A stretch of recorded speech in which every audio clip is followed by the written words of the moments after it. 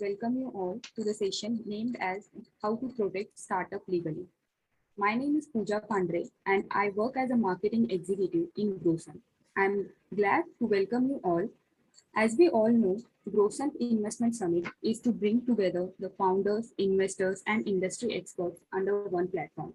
So the agenda for this session is to discuss, debate, and explain things of your own perspective regarding IP registration, employer agreements, early publicity challenges. So now I would like to welcome our moderator, Mr. Shahu Pawar. So Mr. Shahu Pawar is the Chief Operating Officer at Citylink Technology Solution, and he is also a co-founder at Tacotex and Growson, which is a startup funding platform. He is a competent professional with over 10 years of rich and extensive experience in finance sector like investment advisory, banking operations, branch operations, and customer relationship management. He is also an effective communicator with excellent relationship building and interpersonal skills. I welcome you, Mr. Shahu. So now let me introduce and welcome our panelists who have gathered here for this session. So our first panel member is Mr. Mayur Zanwar. He is a CA and co-founder of TrueScholar.in, which is India's first blockchain-powered credential management platform. It is for managing academic credentials and certificates by institutes, edtech, academy, universities, or any organization for their learners or students. TrueScholar lets you issue digital certificates, badges, or other documents that can be verified quickly and easily. He has also delivered more than 3,000 plus lectures on topics comprising GST, startup, financial management, project report drafting, government projects. So our second panelist is Mr. Litesh Gada. He is a founder of Aureus Consultancy, which provides services like business consulting, valuation, transaction advisory, and wealth management. He is a qualified chartered accountant, company secretary, and CFA charter holder.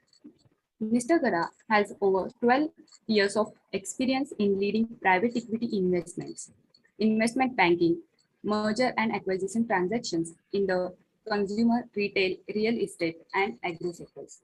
So I welcome you, all the panelists, and once again, I welcome our moderator, Mr. Shahu, and I would like to hand over him to moderate the session. Further.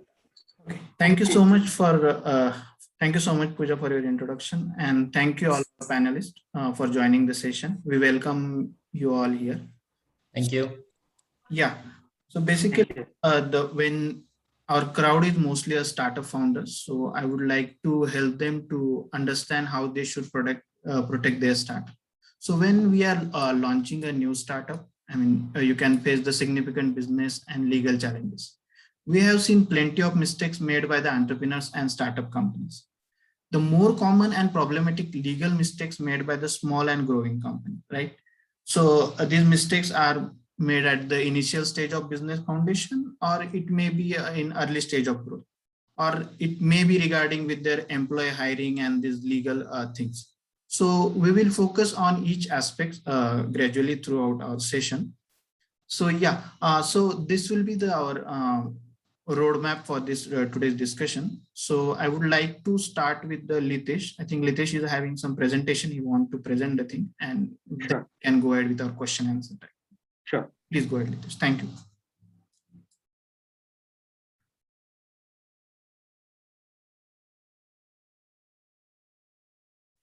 Can you share your screen now, Litesh? Yes. Yeah, thank you. Can you see my screen? Yes. Okay. Okay. Thanks, Shahu, for having me as a panelist for this wonderful topic. Thanks, Pooja, for an excellent introduction. Yeah, how to protect startup legally? Well, this is something which does not get discussed very regularly in the startup thing. Normally, people will talk about valuation, fundraising, growth, and ultimately IPO, but nobody will talk about this fine aspect in the overall startup operation, which has a very big role in the overall growth of the company, as well as protecting the value and creating value for startup founders, employees, as well as the investors. Now, when we talk about startups, well, startup is nothing but a new business which is started by founders. Earlier, also businesses were getting started. Now, also businesses are getting started. But the way startups are different compared to the regular conventional businesses is that here these businesses are trying to solve some kind of a problem. There is an existing problem which is getting solved, or maybe there is something which is already being produced or served that they are trying to improvise. Now there is a lot of technology, intellectual property which is getting created in this particular thing. Now if we don't protect that thing, then value can be destructed, and that is where we are trying to kind of cover this aspect of how to protect value for a startup in the legal framework. Like, intellectual property is one of the main things which gets created, or it is an integral part of the startup ecosystem, so to say.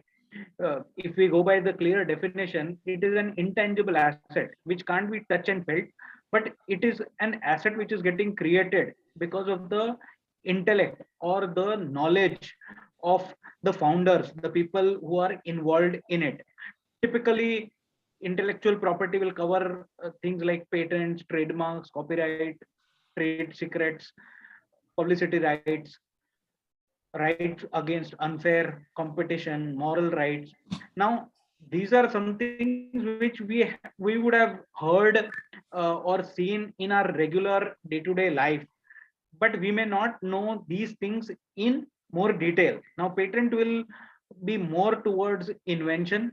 It will protect our softwares or processes which we have developed, which are unique, so to say, and it will be protected against competition for a decent period of time, after which it will be open for all. Typically, a patent life will be anywhere around 20 years, plus minus. Now, patent is for new formulations in the pharma industry, it is for softwares, it is for processes. You might make a same product, but using different process. Trademark is more to do with your logos, symbols, designs. Like in the case of Nike, there is a swoosh, okay, the tick mark in case of Nike. So that is kind of a trademark which is unique for that particular company, that particular product. Now that has to be trademarked so that nobody else copies. Otherwise, everybody will start using the same thing and there will be no differentiation in the products. Copyrights is more to do with films, songs, novels, books, and that has a much larger life till the time you are uh, owning it. And a trade secret is more to do with the advantage or a formula that you have developed um, in your overall product development or the service, which is unique to yourself. For example, Coke has developed a unique recipe, and since so many years it is developing that product. Now that particular recipe is a trade secret. You cannot copy it, otherwise there is an infringement of the IP, which is intellectual property. Now when we go and try to understand what is the registration process, well, the process is fairly simple. However, to comply with that process, it takes some time and you need proper advice on that. So when we talk about patents, you need to do a basic search in terms of whatever you are planning to patent. Is there somebody who has already done something, patented it? So you need to do a search on it. Once you do the search, you will come to know that there is an existing patent or not. If there is no patent, then you will make an application, prepare an application, then file an application, and then based on the application there will be a lot of Q&A. It will be open to public scrutiny. They will call for questions, and once the questions are addressed properly, you will be issued a patent. Similarly, a trademark, where you will do a search for your trademark, identify the class under which it will fall, because there are various classes under which a trademark will fall, depending upon your service, your product. Based on that, you will file an application. There will be issues which will be allowed to be raised. You address those issues, and based on that, a certificate will be issued. Now, in case of trademark, ideally you should file for a trademark as and when it gets created, rather than waiting for a few years, because till the time you don't file for a trademark, it is open for anyone. And then once, say, your competitor files for a trademark, even though you were using it for 5-10 years, then the trademark will go to that person, because you have just made a simple mistake of not filing for it. And same goes for copyrights, where you will do the search, prepare an application, file for an application, and then based on the requirements, you address the queries and it will be issued to you. Now, second aspect with respect to the legal aspect when we are covering in this particular webinar is with respect to the employer and employee agreements. Majority of us would be in employment for a certain period of time. We gain experience, we connect with a lot of people over there, and then on the basis of that, we will start working on our startup. Now, in that whole assignment, in that whole journey, there are certain aspects we need to kind of take care of, so that there is no infringement. Ensure that whatever you are doing, that invention or an assignment is not being handled by your existing employer, because if that employer is already working on it, and if you start working on it outside of your employment capacity, then there can be scope of some kind of an infringement.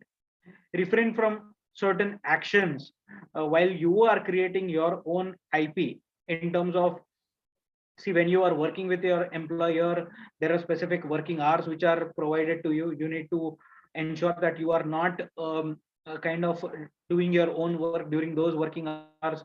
There are certain equipments, tools, computers, assets which are provided by the employer. You are not misusing those assets for creating your own IP.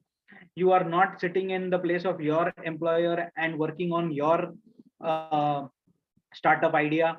So basically, you should not utilize any of the assets, any of the things provided by the employer for creating your own assets or your own IP.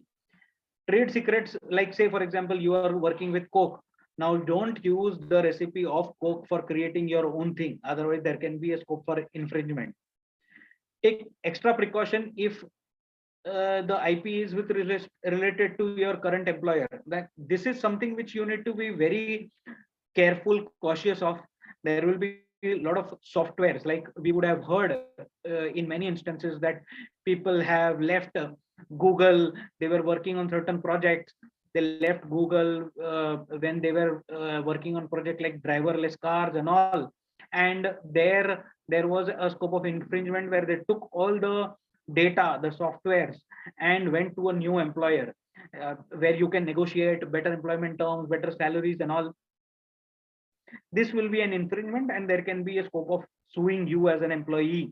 If there are contracts in place with your current employer, then look for any non-compete clause, a no moonlighting clause, a confidentiality clause. When we say moonlighting, it basically is nothing but you need to focus all your time and energy on your current employment. If you are working on two things, then your current employment will take priority. So you need to take care of those things. If there is no formal contract with your current employer, then make sure that it is not interfering with your current job. If your current job is from Monday to Friday, then ideally work on weekends rather than Monday to Friday. On weekdays, basically, when you are starting any competing business, ensure that there is no non-compete clause in place. Do not poach your current fellow colleagues, because there can be a scope of breaching these contracts. And don't take any material thing from your employer just before leaving your place. Ideally, you should not take anything before leaving your employer, but there are certain things which during your employment you would have worked on certain things, and you would have gained knowledge on the basis of that. there is a fine line where we can say that whether this is an infringement or whether this is your property. But ideally, avoid taking anything just before leaving your employment. And the last aspect is protect your startup from your previous employers by ensuring that there is no raid clause, or if there is a no raid clause, then you strictly adhere to it. No raid clause is nothing but avoid poaching clients of your previous employer, avoid poaching employees which are your ex-colleagues, avoid poaching them. Make sure there is no non-compete clause, and if there is a non-compete clause, you adhere to it. And any confidential information if you are gathering, then you need to be very cautious of what it is about. Now, as a startup, as an organization, you will hire a lot of employees. So when you are hiring employees, it is better to have an employment agreement in place.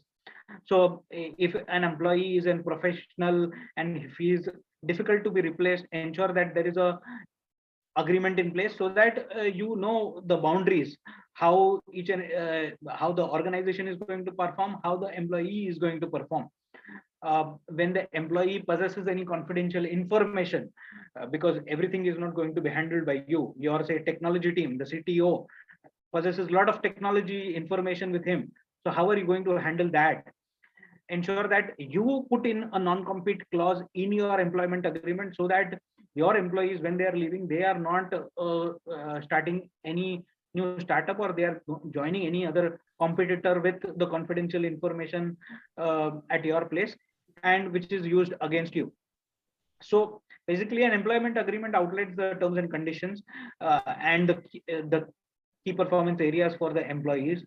What should it cover? Basically, the terms and conditions of employment, which is nothing but compensation, roles and responsibilities, what will be the working hours, which place are you going to work, whether it is from office, work from home, on what basis will the hiring and firing happen, what is the reporting structure, what is the team, how are the individuals going to report, in case if you are going to issue some ESOPs, how are the ESOPs going to be vested, what are the company policies with respect to your working hours, holidays, paid leaves, all that.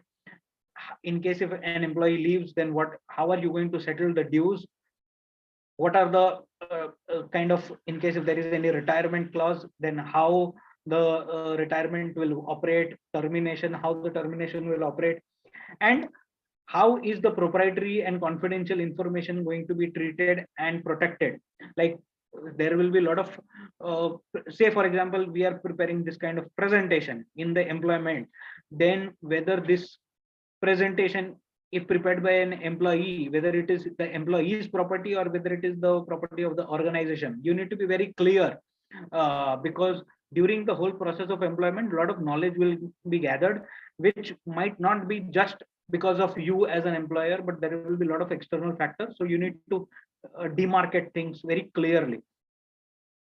There are a lot of early challenges for the startups,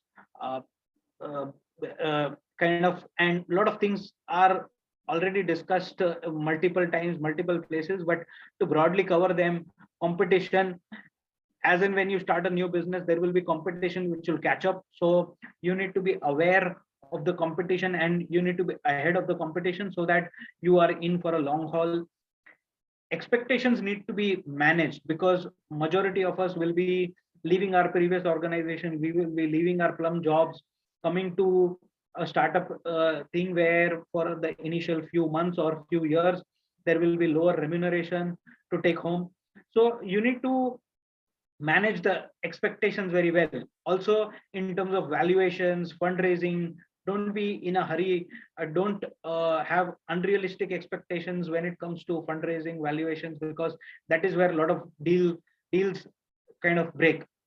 Team is very crucial, and when you are hiring anybody in your team, you need to ensure that you all are on the same page, because an employee, if he is joining a startup, he need to be very well informed in advance that first we are a startup, our revenue stream, our profitability can fluctuate.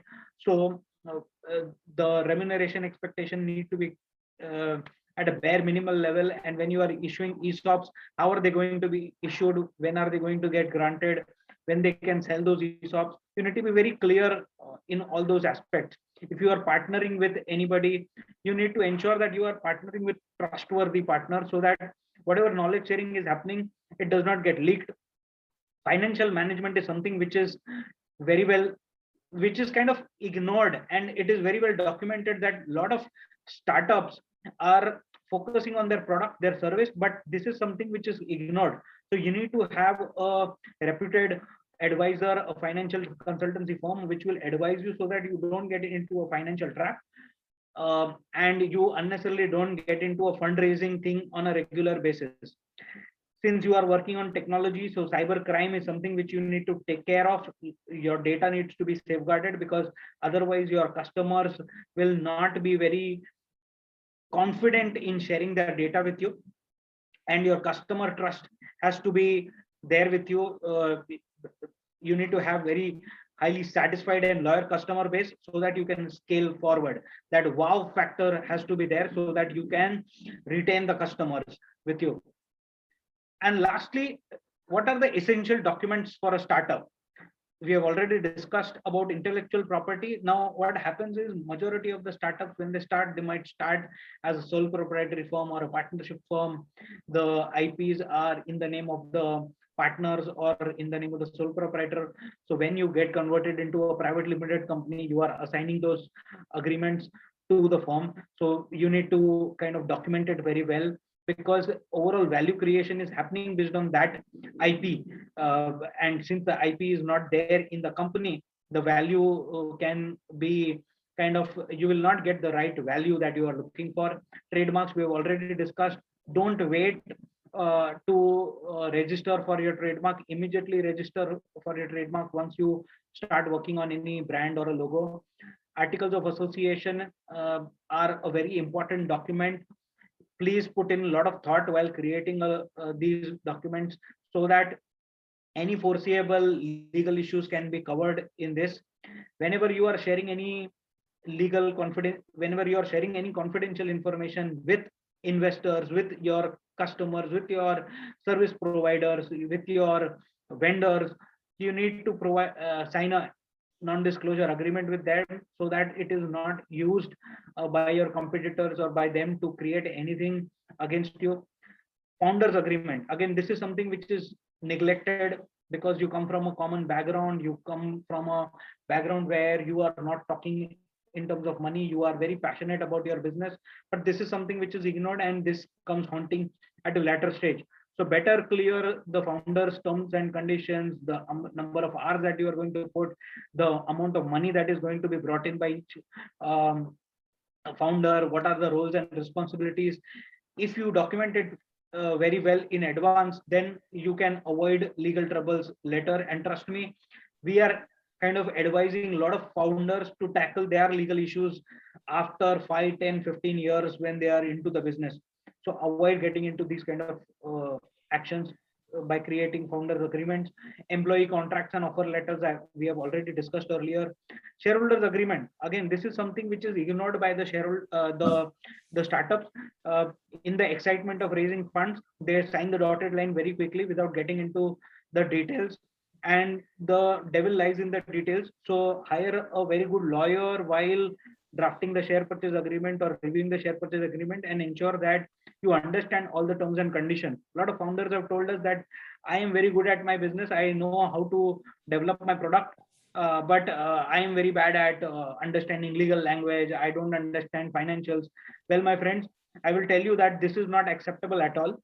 You need to understand all these, so that you are aware of what is happening. You cannot rely just on your advisors.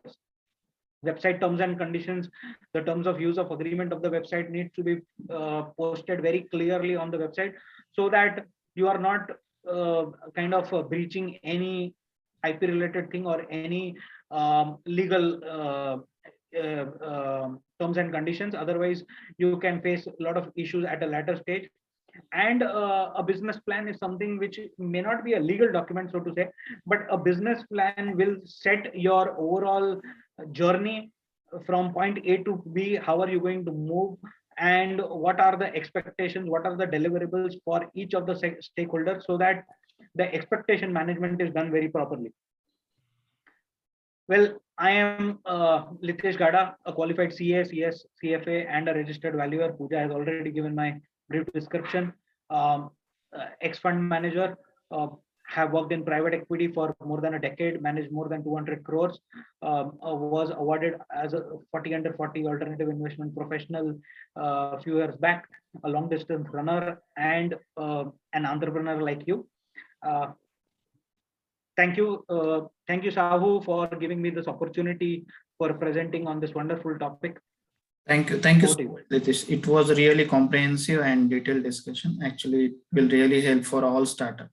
So whenever we are starting new business, I mean, this every business co-founder has one fear in their mind that my idea will get stolen or someone will start the same business. So in startup ecosystem, the idea is not that much important. The important thing is execution. Like if you have some new idea, that same idea might have been gone through in mind of different other people also. But the most important thing is execution. But still, if you are having good idea, innovative thing there that need to be protected. And the idea you can't just protect by just keeping it with you. So you need to do something like trademarking, logo protection, and all these things. So you have already covered all these things. So Mayur, I would like to know from your end. You are already working in blockchain system. So right. So Yeah. yeah. So basically, these are very important things. The patent, trademark, and all these things. Of course, everyone need to go through it. But can you put some focus or some light on the part where how the blockchain and all these things can help us to protect the startup or businesses? The technology is definitely, first of all, good afternoon. Thanks for inviting me and making part of this sharing. Blockchain is a big technology. I think everyone is acquainted with Bitcoin, and Bitcoin is just one of the use case of blockchain, to be very specific. The technology is so big that I think the population effect will come down the line in number of years. When all the enterprises, all the business segments, various solutions will just keep on exploring through blockchain technology. Supply chain, fintech, education, healthcare, land records. I'm just naming few of them. So it's not only a sector specific technology. You just name it because we know that the technology is so big. Intermediary and reconciliation is very common in all the segments. As a chartered accountant, we know every transaction has a reconciliation or some intermediary party playing a role. And this is the important aspect the blockchain takes care of. It's eliminate the intermediary role.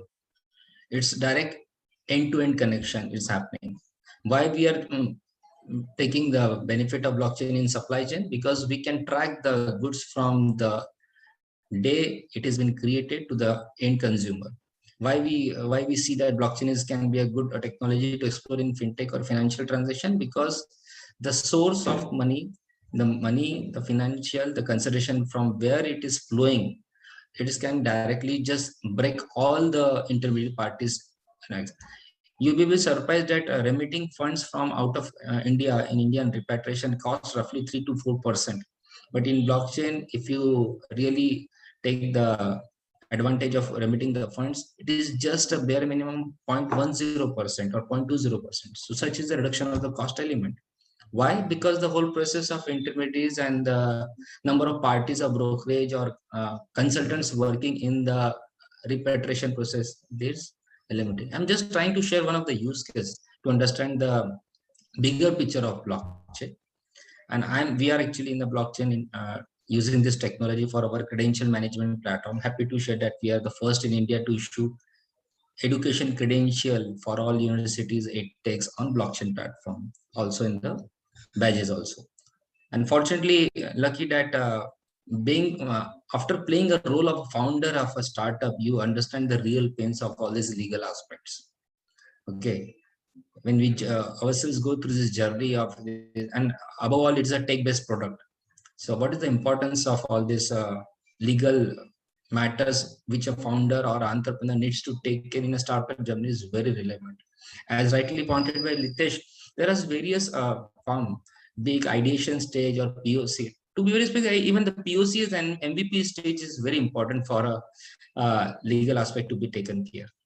Hope I'm not elaborating much on the question you asked. but just trying to. No. You can go. Yeah. So because So Mayur, you are mostly when any business starts, the founders are either technical people or they are marketing guys and they are coming with idea. But in your case, you are a legal person and also co-founder. So I think you are having a good experience about this thing. So how legal things helps along with this technology and marketing part, right? So how, yeah. So what is your view on the having this in initial stages with regards to this financial and this legal things? yeah, one thing is for sure that because of from the financial background, we understand the importance of legal aspect and how the compliance should be done beforehand. Like Litesh ji said that we should take care of applying for the patent, trademark, copyrights, wherever it fits to the product. And technically, definitely we may not be sound in that respect, but we know the importance, so we can get this thing done from the technical expert, the experts, the advocates, the lawyer. And this is the very important aspect which we have noted. Startup founders many times just to for the sake of saving the cost or not incurring the cost, they don't approach to appropriate a best consultant, rather than best a person who is expertise in that specific domain. I'm a chartered accountant, I'm a founder, but it doesn't mean that I have the expert domain knowledge of all the fields.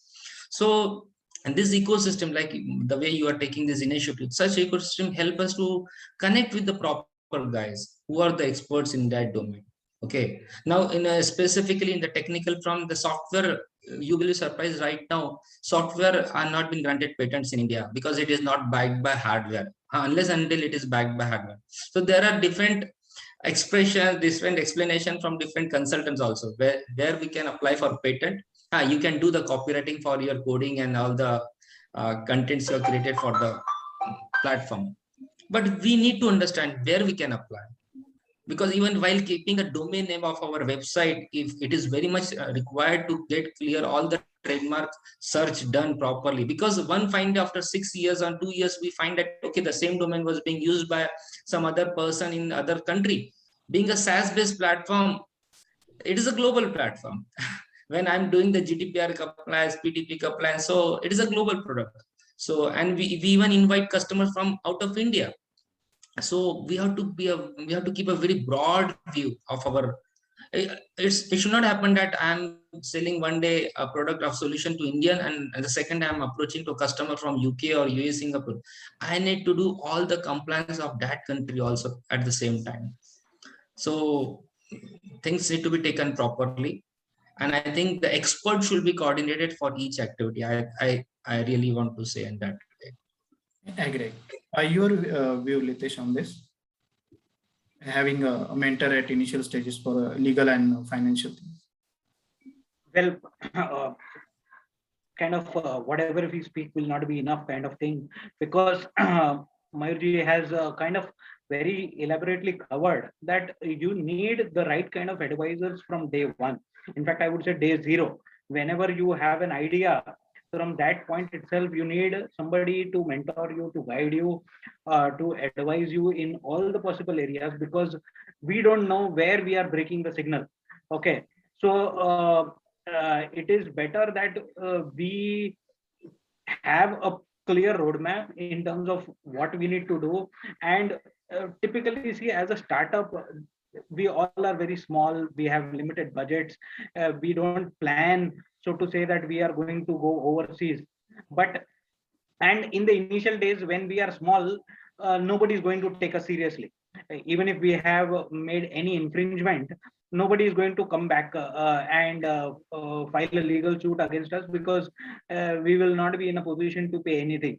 But it is only when we gather mass, when we gather that critical scale, and we start reaching a particular milestone, that is where people will start looking at us, and that is where people can file any kind of a infringement or a breach of contract kind of a thing against us. So it is always better that we have done a proper search, we hire good quality consultants on day one itself, and it will not cost a lot in the initial stages. However, when we do the firefighting activities after say 5-10 years, that is where it can cost really hard, and it can kind of cost dearly on our valuations as well, because a lot of investors, they want they do their whenever they do their legal search, they will do a search on the IP as well, and if this is not clear, then maybe we might miss on some $1 million kind of a funding opportunity. So we need to be very cautious while while in fact starting working on these things. Right. So Litesh, you are already work with this funds and already, so you are well versed with this valuation part of this startup ecosystem. Correct. Generally, what type of compliance these investors look specifically regarding this taxation, compliance, and financial thing? Of course, they are going through this business potential, market scenario, and all this thing. But talking about specifically about this taxation, compliance, business registration. So, what kind of things they look generally for a startup? See again, I will say that in the general context, in the Indian context, corporate governance is something which is not given a lot of weightage in the initial days. We all feel that saving tax, so to say, is our birthright, and we will do whatever is required to save taxes.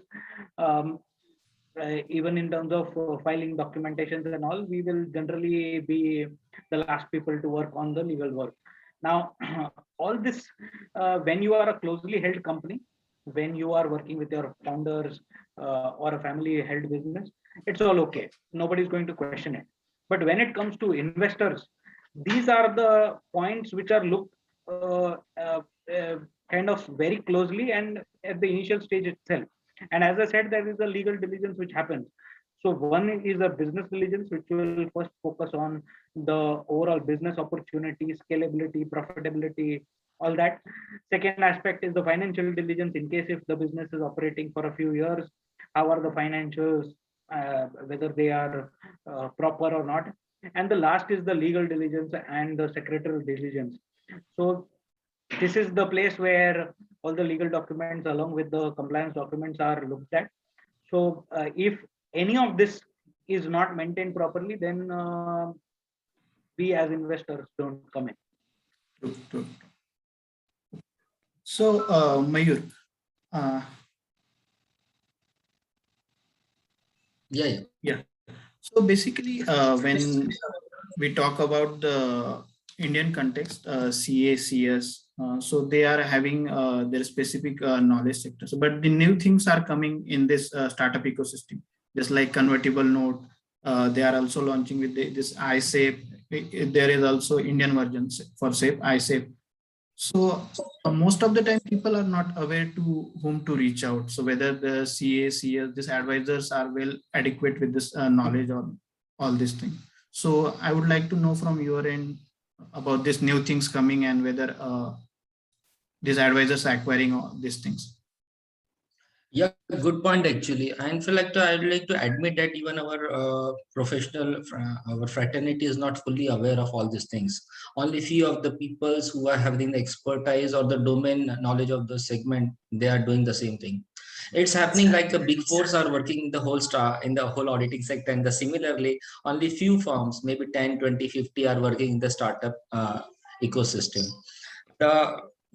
In fact, we are encouraging our young chartered accountants also just to explore this new area, because there is lot many things to be done, like CCPS, CCD, pre-valuation, post-valuation.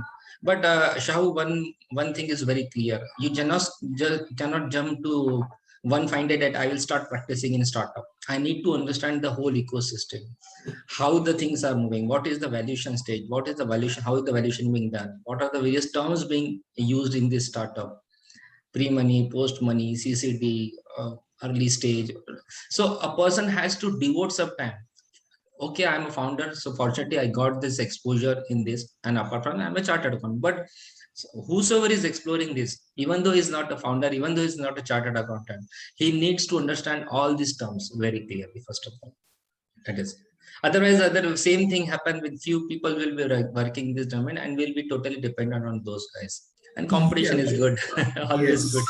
Because these people are working from so many years on the So same. many years. When if they are not getting any exposure, or any startup or this founder are not going to them with this kind of requirement, so they might Yeah. be able to understand these things, because Yeah, there are a lot many interstices are also involved. Like now, AIF is quite prevailing right now through angel fund. Okay, so person need to park or make even investment through AIF, and there are SEBI norms specifically for AIF that 25 lakhs need to be invested in 5 years down the line through AIF.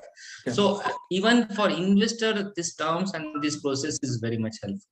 And started as a CA can play a very pivotal role in this bridging the gap of understanding all this process. yes, because and there are new rules and regulations are also coming up, coming on regular basis. So this might be a one reason, because our curriculums are updated as per this new rules and regulation, and their Yeah. ideas are coming daily basis. So these ideas are might be new and to ecosystem also. So that's what government is also formulating new laws, just like we discuss about blockchain and all. There is lots of confusion in this space also. So yeah, of course, its economy is growing, and we will get good resources and all these things. So Litesh, would you like to talk about on this curriculum and the existing infrastructure for this league? Yes, see, this is an area where I feel there is a lot of scope for even our fellow chartered accountants and other professional colleagues, because as an ecosystem, we are one of the fastest growing startup ecosystem in the world.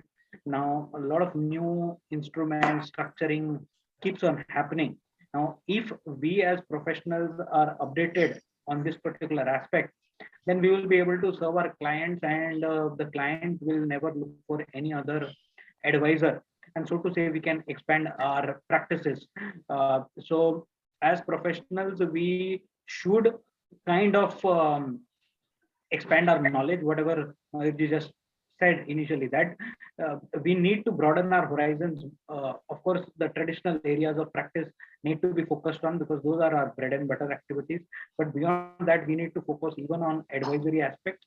And then based on that, we will be able to advise our clients, because one wrong advice from the advisor and the startup goes through a real turmoil. So we as professionals need to be updated with whatever is happening, and thereby advise our clients, and even grow our practice areas. Because see, what happens is, for any startup, and Mayur ji has gone through that process, so he will be able to add his bit, that any startup who is starting a new business will first go to his friends or relatives for their basic advice, either on the tax aspect or of the legal aspect.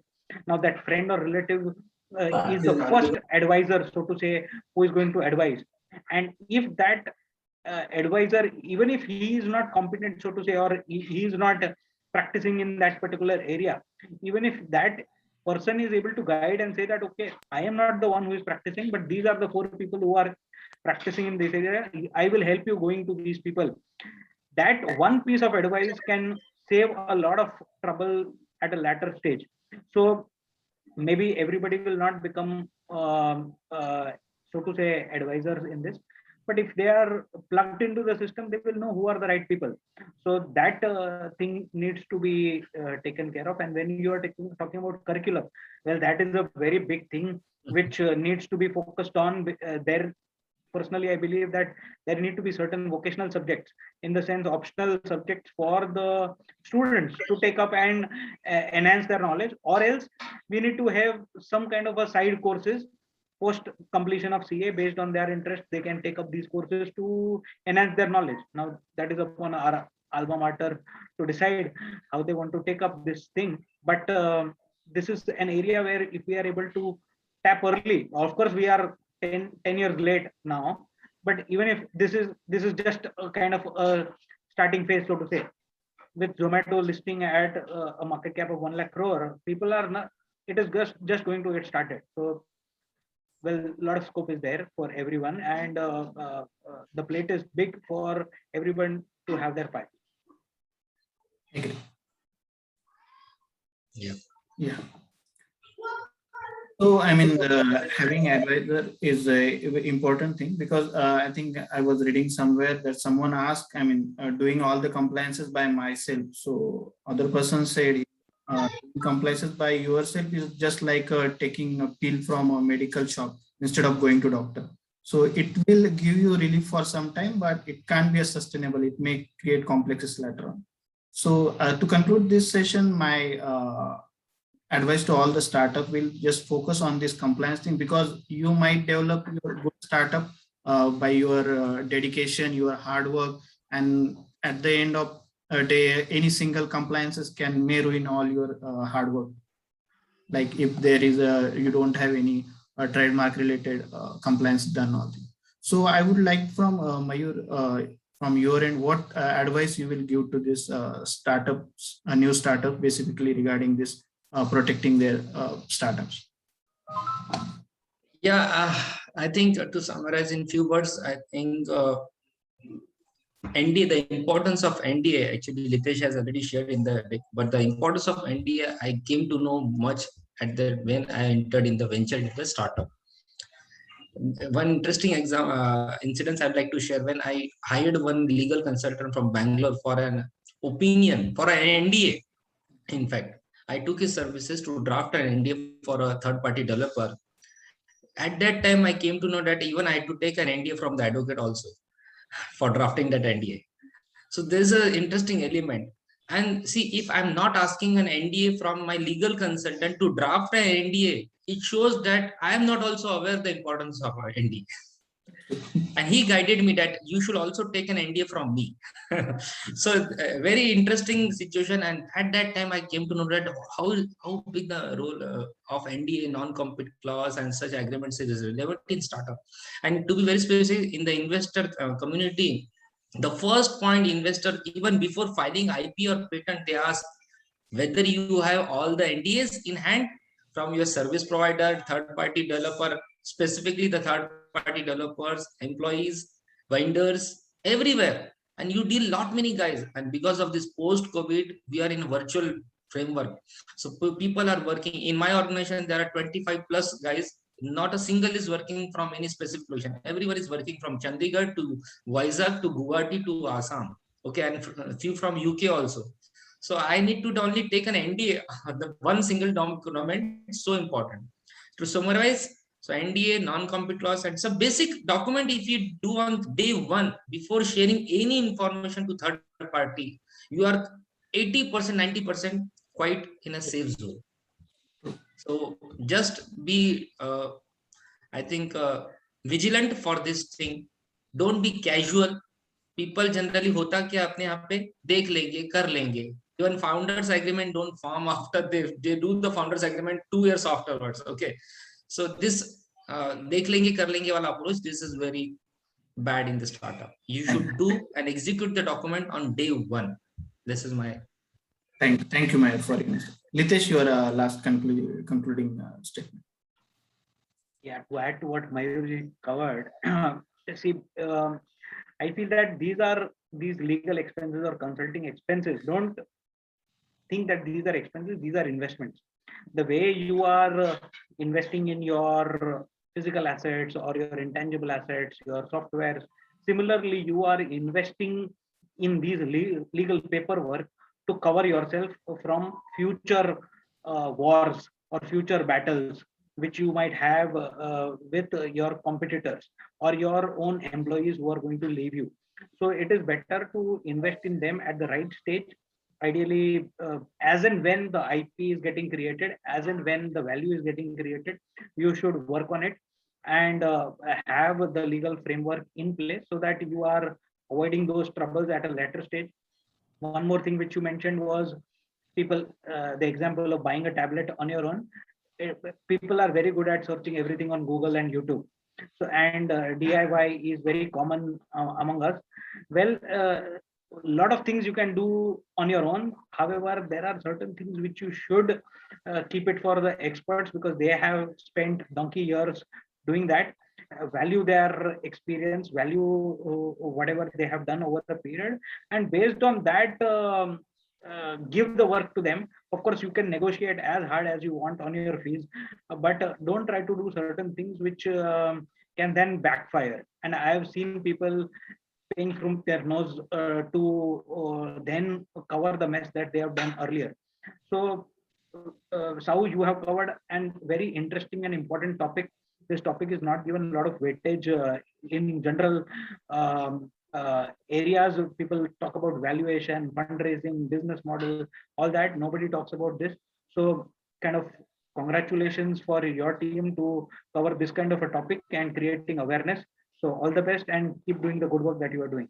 Thank you. Thank you. Thank you so much, Litesh. Thank you, Litesh. Thank you, Mayur. So we are already out of time right now. So definitely this is an interesting topic and we need lots of time to discuss in detail.